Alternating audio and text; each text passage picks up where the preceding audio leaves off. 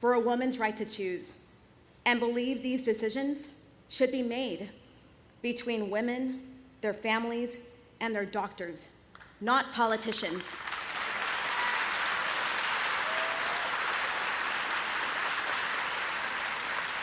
And we know they will continue to fight to restore the protections of Roe versus Wade.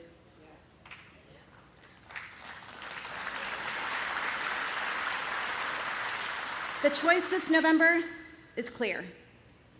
The Biden-Harris ticket is the only choice that will protect a woman's right to choose and access to reproductive health care. And now, I'm proud and excited to introduce a champion for our freedoms, someone who has dedicated her life to making our communities safer and fighting for the people. Our first woman Vice President, Kamala Harris.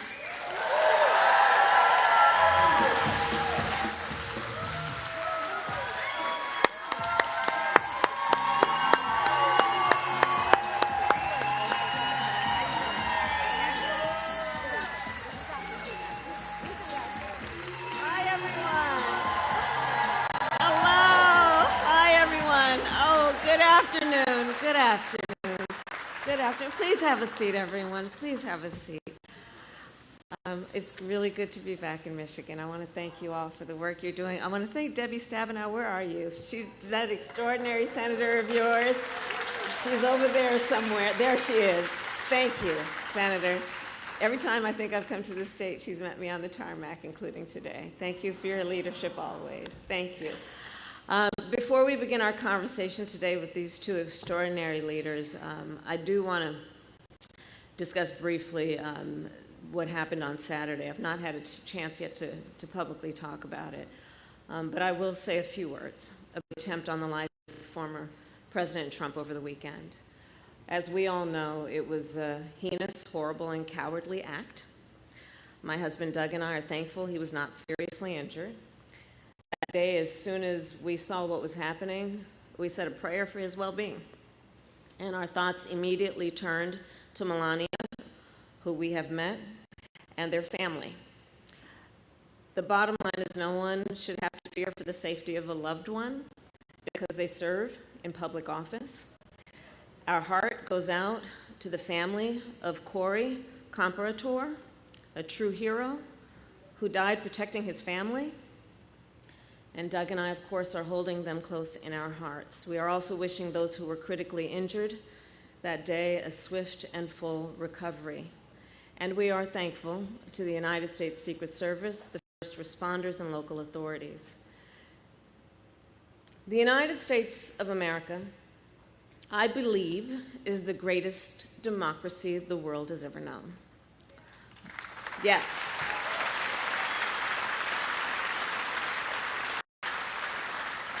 But in the aftermath of this weekend's shooting, one of the questions we now confront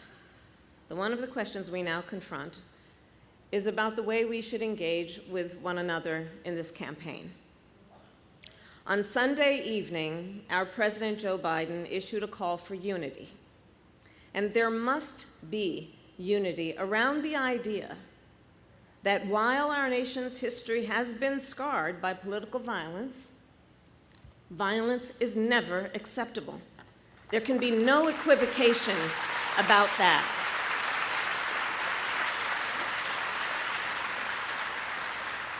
At the same time, the hallmark of American democracy, the hallmark of any democracy, is a strong competition of ideas, policies, and a vision for the future. And just as we must reject political violence, we must also embrace a robust discussion about what is at stake in this election.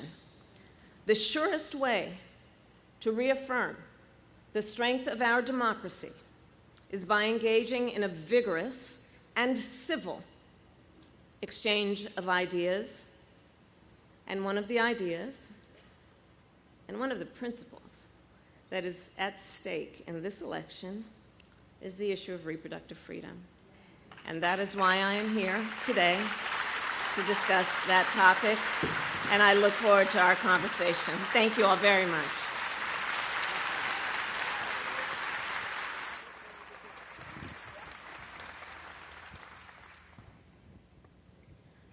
All right, I get to kick this off.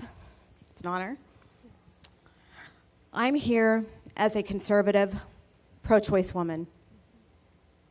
And I don't think 10, 5, or even maybe 2 years ago, we would have been talking about reproductive rights in elections. Because it was seen as too controversial, not a winning issue, and frankly, it seemed like settled law. Clearly, the landscape has shifted 180 degrees. How do you see this moment and how we got here? So first, I want to thank the two of you for your extraordinary courage and leadership on this issue. The voice that you each have carried and continue to carry is the voice of so many people who may not have the ability to do what the two of you have done so courageously, and I thank you for that. And we should applaud their courage. It takes a lot of courage to do what you two are doing. Extraordinary courage. So, just over 2 years ago, the highest court in our land, I think about it, the court of Thurgood Marshall and RBG, took a constitutional right that had been recognized from the people of America, from the women of America. And thereafter, in state after state, extremists proposed and passed laws that would punish healthcare providers. I mean, in a state like Texas, their law provides for life in prison for a doctor who administers care. Laws that would punish women, criminalize doctors, punish women. Laws that make no exception even for rape and incest. Many of you know I started my career as a prosecutor. You may not know one of the reasons why. When I was in high school, I learned that my best friend was being molested by her stepfather. And I said to her, you have to come stay with us. You have to come live with us. I called my mother. My mother said, of course she does. And she did. So I decided I wanted to take on a career that was about protecting, in particular, women and children from violence. And the notion that these extremists would say to a survivor of such a crime of violence and a violation of someone's body, and to say to that survivor, and you have no right or authority to decide what happens to your body next, that's immoral. What has been happening in our state is that, I've talked with so many women who have a similar story to what you have shared, women who want to have children and have gone through the horrible experience of a miscarriage and need care, need medical care, and denied access to an emergency room because the healthcare providers there believed they would be exposed to a criminal case if they helped. The number of stories that I've heard about women and their partners, their spouses, their families silently suffering. Think about what's happening in our country when you know that the majority of women who receive abortion care are mothers. Okay? Well, God help her if she's in a state with a ban. God help her if she has paid family leave or affordable child care. Think about, I say to my staff and my team for years, I say, in public policy, always ask, how does this impact a real human being?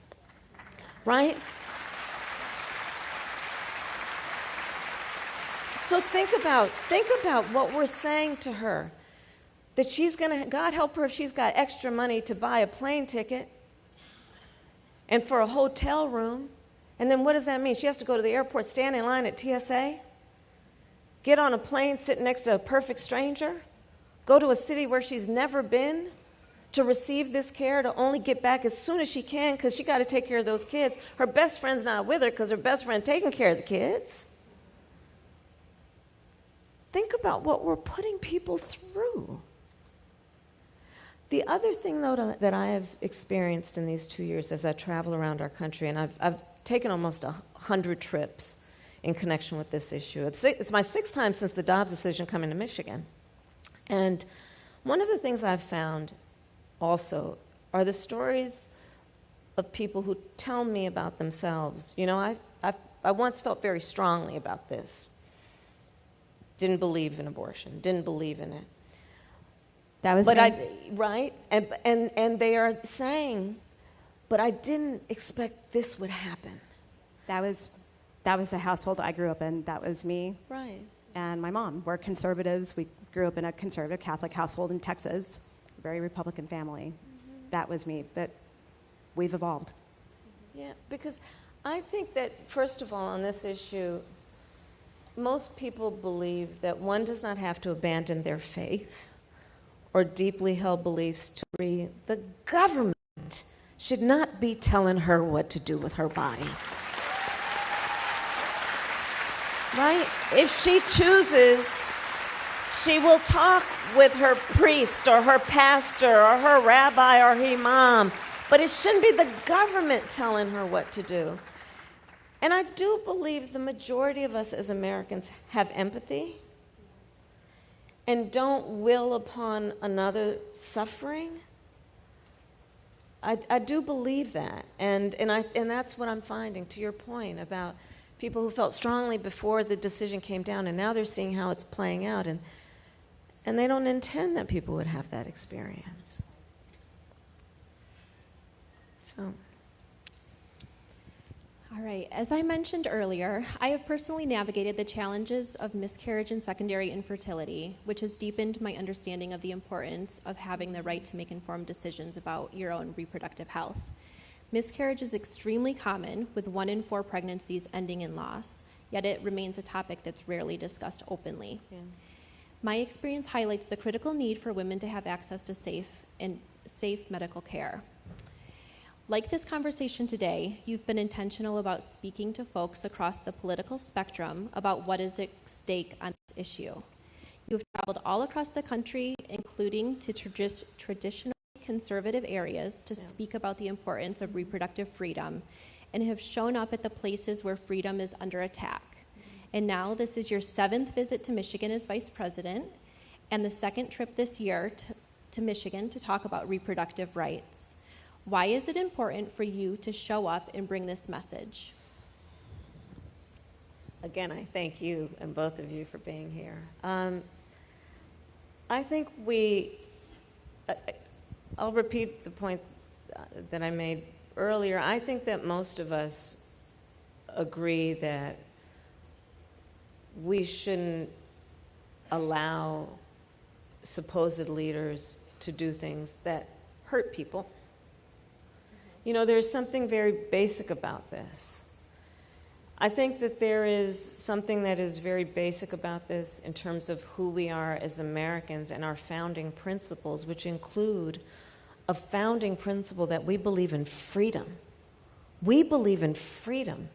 Freedom from the government telling us what to do about matters of heart and home. We believe in the right of people to make basic decisions like when and if they will start a family and how. In traveling the country, part of what I point out, which is what we all know, regardless of your gender, think about this. If we, in this year of our Lord, 2024, have a state of being where the government can tell you what to do with your body, I mean, the most basic of things you should have control over, everybody better watch out about what other freedoms you're taking for granted.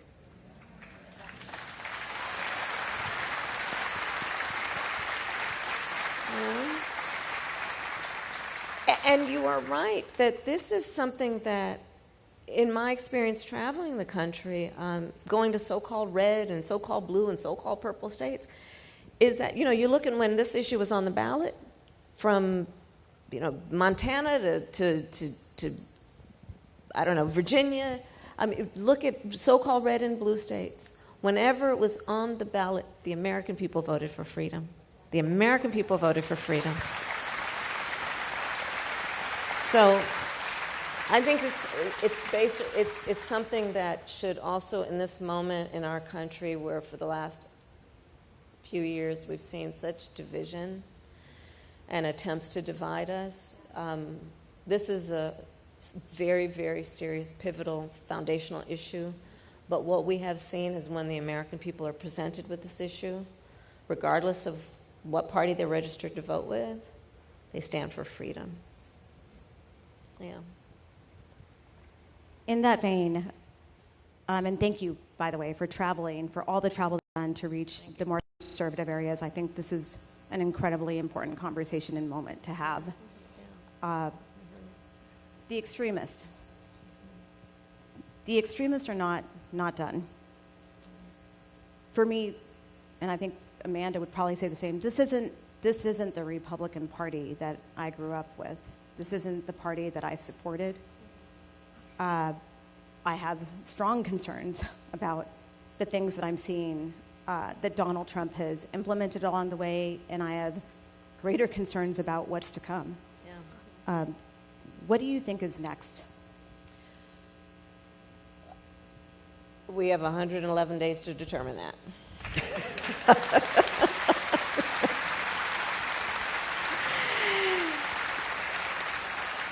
Because therein also, in the midst of those who are trying to take individual freedoms, including the power to make basic decisions about your own life, we should remember the power of the people to make a decision about who sits in these offices.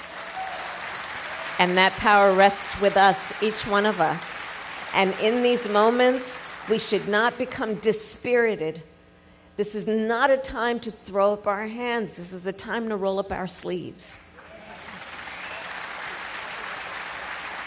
But you're right. I mean, so the former president, first of all, listen, he hand-selected 3 members of the United States Supreme Court with the intention that they would do exactly what they did.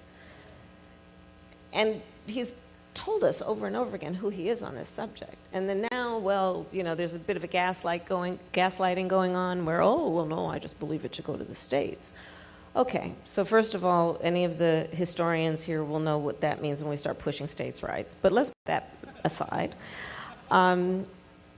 Okay, so you believe it should go to the states. Well, the way I look at it is then let's look at all the, I think it's now 21 or 22 Trump abortion bans in those 21, 22 states, which again, make no exception, some for rape or incest, which have contributed to IVF clinics and care being stifled, which have contributed to women having, awful experiences around miscarriage, which have contributed to people who are doctors and nurses and healthcare providers being afraid they might go to jail for administering care.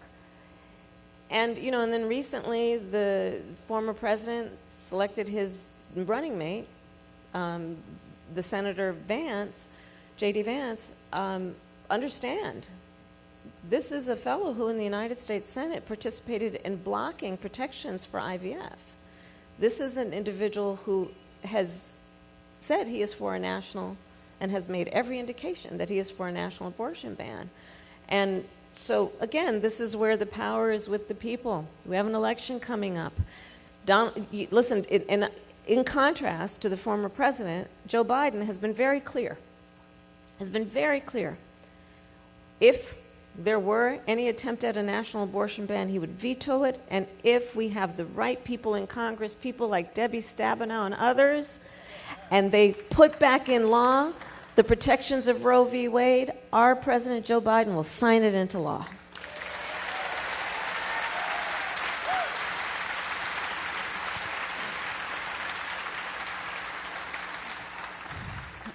So pivoting a little bit, this is an issue that I personally very much care about. I've worked on a lot, especially having a family member that experienced gun violence.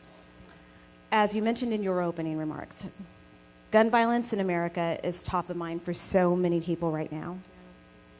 And there is no place for political violence or gun violence in our nation. Last year, I was proud to advocate for new laws that were passed here in Michigan I advocated as a gun owner, a responsible gun owner,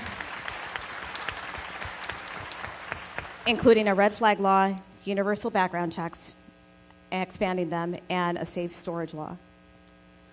But we know that we still need additional reasonable gun safety laws at the federal level.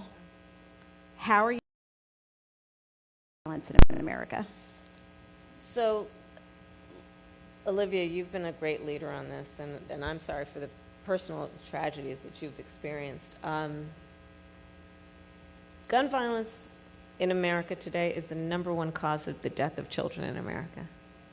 Think about that. The #1 cause of the death of children in America is gun violence. Not car accidents, not some form of cancer, gun violence.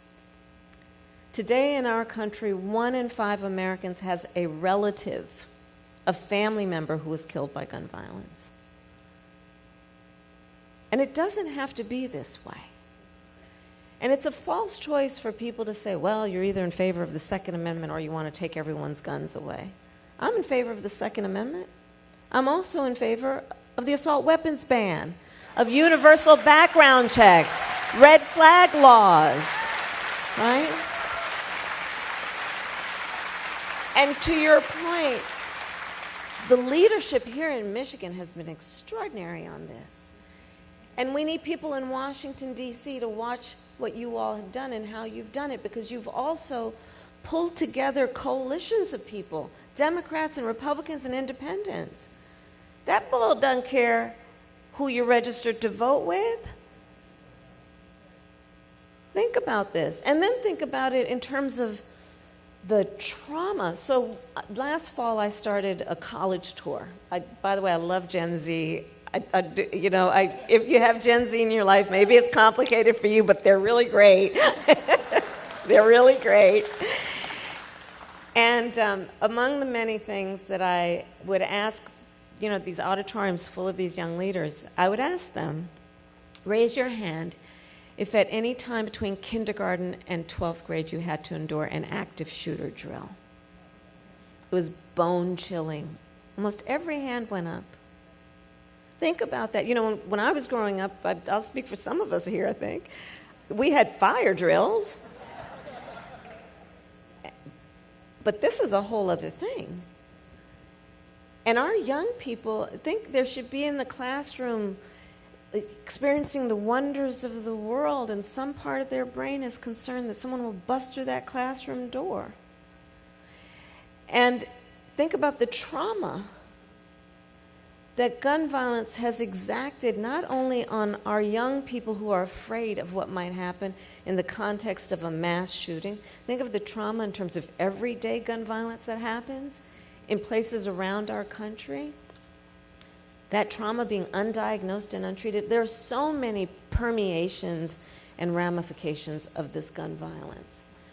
In fact, we just announced a couple days ago, under the president and our administration, we created 988. In fact, I'd encourage everyone here to know about it and pass it on. And it's basically a crisis line where people who are in crisis, it's not only a talk line, but there are mental health professionals who answer it 24 hours a day, 7 days a week, anonymously. So people can text or call when they're experiencing crisis to bring it down and also to know where to get help. But these are all the ramifications of this. And the solutions don't really require that much creativity. What they do require is people in the United States Congress to have courage to act and do what we know is the right thing to do, and not cower based on special interests and powerful lobbyists who are encouraging them to do something that actually is contrary to what is the health and well-being of our nation on such a specific issue. I've been sharing my personal story with the hope of encouraging women across the country to vote for candidates who support the right to choose, because I firmly believe that politicians have no place in family planning, especially when it doesn't go as planned. Here in Michigan, we worked hard 2 years ago to pass Prop 3 to protect reproductive freedoms, reflecting the belief of 57% of Michiganders that every person has the fundamental right to reproductive freedom. However, with the upcoming presidential election, there's still so much at stake if Republicans gain control and are allowed to implement a nationwide abortion ban. With the election just 4 months away and the potential implications for reproductive rights, how are you planning to engage and mobilize voters, and what strategies do you think will be most effective in reaching and inspiring people to take action? Thank you, Amanda, for that. One piece of this is to really remind people that they're not alone. I think there's something that has happened, I've mentioned it earlier, that is making people feel like, you know, are people there for me? And we have to remind people we're all in this together. I think this is a moment that we have to be very intentional about building community, about reaching out to the folks we know, relatives, neighbors, coworkers, and reminding them that we're all in this together and that we can make sense of it if we try. And part of making sense of it is reminding everyone in an election year their power to determine very important issues through their vote. And so that means, you know, reminding people to register to vote, reminding people to go online. There's iwillvote.org and to make sure you know where you're registered, because sadly in so many states in our country right now, they're intentionally passing laws to make it more difficult for people to vote. They're passing laws that allow, you know, for political reasons, that they'll reduce the number of polling sites so that people won't know where to go vote, or because there are reduced polling sites, the lines will be longer, which will deter people from standing in line, especially if they're working 2 and 3 jobs. They don't have the time. So let's remind people about the connection between their lives and their vote, between their power and the outcome of this election. Let's organize people building coalitions. You know, again, there are forces trying to divide us. We got to remember in our hearts and help people remember the vast majority of us have so much more in common than what separates us. We got to remember that, right? I think that's critically important. You know, sometimes these kinds of moments have a tendency, if not an intention, to make people feel small and make them feel alone and disempower people. I was saying we had a brief conversation earlier, you know, I think there's this perversity that has taken place over the last several years to suggest the measure of the strength of a leader is based on who you beat down, when in fact the true measure of the strength of a leader, I think we all agree, is based on who you lift up, right? That the character and the strength, therefore, of a real leader, I'm looking at a room full of leaders, you wouldn't be here if you weren't, the character is such that that individual has some level of concern and care about the well-being of other people, and then does something about it to lift them up. So let's remind people of all of that, and let's organize, and let's energize, and let's mobilize. Literally call up and text and email folks you know and just bug them. Just bug them. It's okay. It's election time. They'll expect it coming from you. They'll still invite you over for Thanksgiving and Christmas. It's okay. But let's just stay on people, and in that way, let them know that they matter and that we're all in it together. So. Well, speaking of elevating people, as we come to the close of the program, though, I think what you're doing is incredible. I think this is exactly the way forward.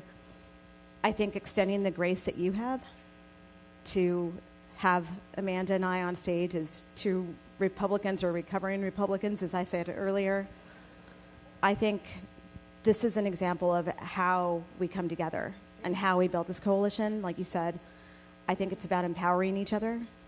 And I also think it's a sign of that women are going to stand women. That's right. We're going to stand by other women.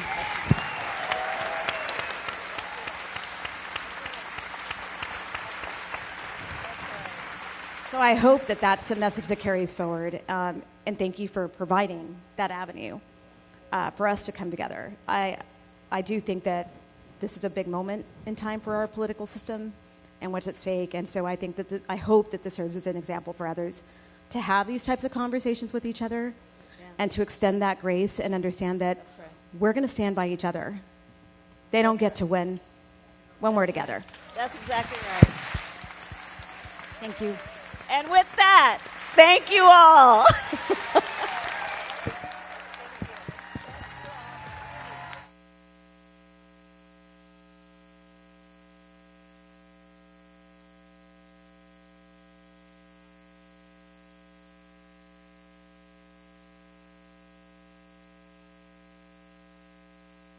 So we're gonna take a selfie with everyone in the background. Yeah. Who's got the phone though? We got a phone? We got a phone? We're gonna take a selfie.